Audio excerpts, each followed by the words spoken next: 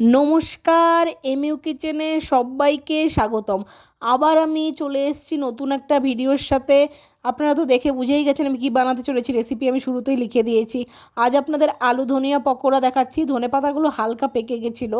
এভাবে যদি ধনেপাতা অল্প পেকে যায় তাহলে ফেলে দেবেন না। এই ধনেপাতা দিয়ে চমৎকার একটা রেসিপি তৈরি হয়ে যায়। দেখুন, এই স্ন্যাক্সের রেসিপিটা আজ আপনাদের সাথে শেয়ার করছি। প্রথমে আমি সব দেখিয়ে নিয়েছি আপনাদের, ধনেপাতা, আলু আর কাঁচা লঙ্কা, এরপর আমি বেসন নিয়ে নিয়েছি, তার মধ্যে নুন দিয়ে দিয়েছি, কাশ্মীরি মির্চি দিয়েছি, হলুদ দিয়েছি, খাবার সোডা দিয়ে দিলাম। দেখুন, এরপর আমি কাঁচা লঙ্কাগুলোও দিয়ে দিচ্ছি এর মধ্যে ভালো করে। এরপর আলুগুলোও আমি দিয়ে দিচ্ছি কুচিয়ে রাখা। আপনাদের শুরুতেই আমি দেখিয়ে দিয়েছি আলুটা আমি কুচিয়ে নিয়েছি। আপনারা চাইলে আরেকটু আলুটা কুচিয়ে নিতে পারেন, ঠিক আছে। আমি অতটা কোচাইনি আলুটা। দেখুন, এবার আলুর সাথে আমি যে বেসনের সব কিছু মিশিয়ে নিয়েছিলাম, বেসনের মধ্যে মশলাগুলো, তার সাথে আলুটা ভালো মতো মিশিয়ে নিচ্ছি। যদি ভালো মতো না মেশান তাহলে পকোড়াটা একদম ভালো হবে না। দেখুন, এবার আমি ধনেপাতাগুলো দিয়ে দিয়েছি। ধনেপাতাটা আমি ভালো মতো ধুয়ে কেটে নিয়েছি, আপনাদের ভালো করে দেখিয়ে দিয়েছি। আধা পাকা কেন বললাম, অল্প অল্প পেকে গেছিলো ধনেপাতাটা। কিছুদিন ধরে আমি এনে রেখেছিলাম, ভাবছিলাম কিছু বানাই বানাই ভাবছিলাম, কিন্তু আর হয়ে ওঠেনি। তারপর আজ দেখলাম ধনেপাতাটা পেকে গেছে অল্প অল্প করে। তার জন্য ভাবলাম যে চলুন আজ আপনাদের এভাবে আমি পকোড়াটা বানিয়ে দেখাই। তবে খেতে কিন্তু দুর্দান্ত হয়েছিল। দেখুন, আমি সব মেখে নিচ্ছি ভালো করে সব কিছু। অল্প অল্প জল দিয়ে আমি মেখে নিচ্ছি ভালো করে। আপনারা দেখুন ভালো মতো, তাহলে ভালো মতো বুঝতে পারবেন রেসিপিটা।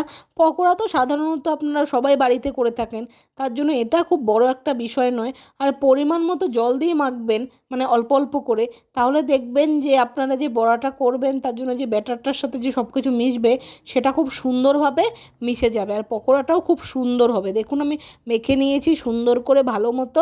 একটু রেখে দিচ্ছি কিছুক্ষণ, আপনাদের হাতে আমি তুলে দেখাবো একটু পরে, যাতে আপনারা বুঝতে পারেন যে কত সুন্দর হয়েছে। আপনাদের দেখুন কত সুন্দর করে দেখিয়ে নিচ্ছি। এই দেখুন, আমি হাতে তুলে দেখাচ্ছি। এক একটা ছাড়া ছাড়া হয়ে গেছে। এই দেখুন, কড়াইতে সর্ষের তেল বসিয়েছি।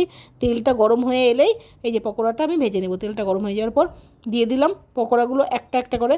মানে পকোড়া নয়, মানে পকোড়া বানানোর আগে যে বানিয়ে রেখেছিলাম সব কিছু দিয়ে মেখে, ওটা দিয়ে দিচ্ছি ভালো মতো তেলের মধ্যে। দেখুন, এক এক করে আমি সবগুলো দিয়ে দিচ্ছি। কত সুন্দর লাগছে দেখতে।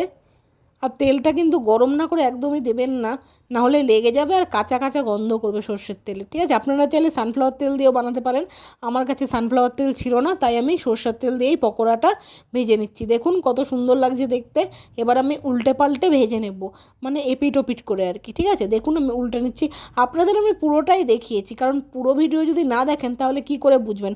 শর্টে আমি মাঝে মধ্যে পকোড়ার ভিডিও দেই, আর একটা স্পিড থাকে তো, তার জন্য আপনারা বুঝতে পারেন না অনেকে, বুঝতে পারছেন তো। তার জন্য আমি আপনাদের একটু ভালো মতো দেখানোর চেষ্টা করছি। আপনারা এই পকোড়াগুলো লো ফ্লেমে ভাজবেন আর অনেকক্ষণ ধরে ভাজবেন, না হলে দেখবেন ভেতরটা কাঁচা থেকে যাবে আর পকোড়াটা একদমই ভালো লাগবে না খেতে। দেখুন, আমি দেখাচ্ছি আপনাদের আরও একবার নাড়াচাড়া করে ভালো মতো। মানে মিনিমাম ধরুন, আপনারা যদি দেন পকোড়াটা কড়াইতে যখন কাঁচা অবস্থায় দেবেন, আপনারা ধরুন ওই 15 মিনিটের মতো ভেজে নেবেন ভালো মতো, লো ফ্লেম করে, ঠিক আছে। দেখুন, আপনাদের উঠিয়ে দেখাচ্ছি ভালো মতো। আর একটু সামান্য হবে, তারপর আমরা নামিয়ে নেব, ঠিক আছে। দেখুন হয়ে গেছে। এরপর আমি পকোড়াটা নামিয়ে নেব। একটা ছোট প্লেট নিয়ে নিয়েছি। আমি তো বেশি বানাইনি, ওই 10-12টার মতো হবে ওরকম বানিয়েছি, তার জন্য আপনাদের ছোট প্লেটেই দেখাচ্ছি। আর এটা আমি এমনিতেই আপনাদের সার্ভ করে দেখিয়েছি, কোনো কিছু সস টস কিছু দিইনি। দেখুন, দ্বিতীয় দফায় ভাজতে দিলাম, ওই অল্প আর একটু ছিল, তাই ভাবলাম আপনাদের আরও একবার দেখিয়ে দিই। যারা শুরু থেকে না দেখে ভিডিওটা স্কিপ করে করে দেখবে তারা বুঝতে পারবে না, ঠিক আছে। দেখুন, আমি দিয়ে দিলাম, আপনাদের দেখাচ্ছি ভালো মতো। এটা একদম ডাইরেক্ট ভাজা হয়ে যাওয়ার পর একদম নামানো, এই যে নামাবো, এরপর আপনাদের দেখিয়ে দিচ্ছি। এটা আমি পুরোটা দেখাতে পারিনি, কারণ একটা ফোন চলে এসেছিলো তো, তার জন্য আপনাদের আমি শুরুর থেকে ওই শেষের দফাটা দেখাতে পারিনি, ঠিক আছে, মানে শেষ দফার ভাজাটা। দেখুন, আমি নামিয়ে নিয়েছি। কত সুন্দর লাগছে দেখতে পকোড়াগুলো। আপনাদের যদি এরকম পকোড়ার ভিডিও আরও দেখতে চান, মানে অন্য কিছু দিয়ে, যেরকম ধরুন চিকেন আছে, মাছ আছে, ডিম আছে, তারপরে নানান রকম সবজি আছে, ওই রকম যদি আপনারা ভিডিও দেখতে চান অবশ্যই আমাকে কমেন্ট করে জানাবেন, ঠিক আছে। আপনাদের একটা ভেঙে দেখাই, জানেন তো খেতে কিন্তু দুর্দান্ত হয়েছিল। ভাবিনি এতটা টেস্ট হবে। আমি ভেবেছিলাম ধনেপাতাগুলো পেকে গেছে, কেমন লাগবে, তাও ট্রাই করলাম। এরপর থেকে তো বুঝে গেলাম না, ধনেপাতা পেকে গেলেও যে মানে আমরা ফেলে দেবো না, করবো এরকম পকোড়া। দেখুন ভেতরটা কত সুন্দর হয়েছে, সেদ্ধ হয়েছে।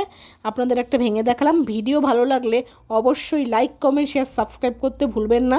চ্যানেলে নতুন হয়ে থাকলে অবশ্যই সাবস্ক্রাইব করবেন, তাহলে আমি এরকম যদি ভিডিও দিই আপনাদের কাছে সঙ্গে সঙ্গে নোটিফিকেশান পৌঁছে যাবে, আর আপনারা ভিডিওটা দেখতে পারবেন আর বাড়িতেও রেসিপিগুলো ট্রাই করতে পারবেন। ভালো থাকবেন, সুস্থ থাকবেন। আবার আসবো নতুন একটা ভিডিওর সাথে। আমি প্রতিদিন চেষ্টা করব আপনাদের একটা করে নতুন একটা ভিডিও উপহার দেওয়ার জন্য। আজ আসছি, ধন্যবাদ।